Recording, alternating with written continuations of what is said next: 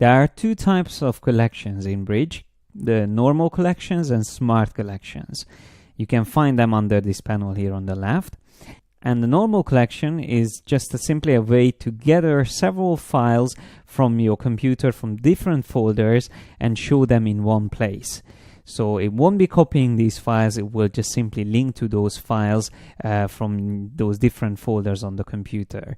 So for example, I can select a couple of files from here. Let's say I'm going to select these files, and then I'm going to create this collection. So new collection, I click on that icon at the bottom, and I want to include these files in this new collection. Yes.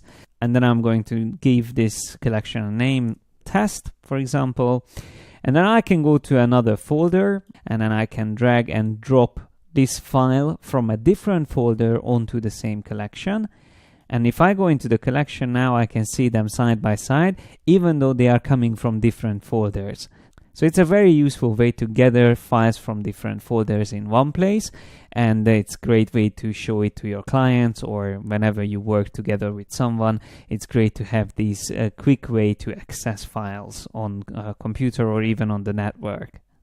Besides collections, as I said, we have the smart collections, which is another option here in the bottom of the panel. If I click on that icon, basically we will have exactly the same options what we had in the Find dialog box. But whenever we create a criteria and save it as a smart collection, that means Bridge will constantly look for files in the specified area with the specified criteria, and it will always show up in that smart collection.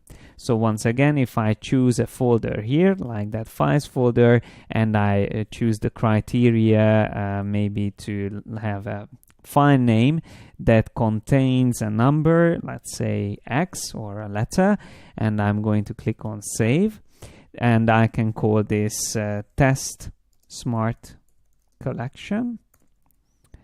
Now if I go back to my files, and if I add an X to any of these files, the file names, so I'm just going to add an X there, and I go back to test smart collection, it will automatically show up there.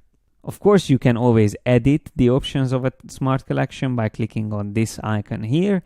You can go back and edit the options for it. So if we change it, for example, to S and save, then there will be a lot of more images containing S in their file names.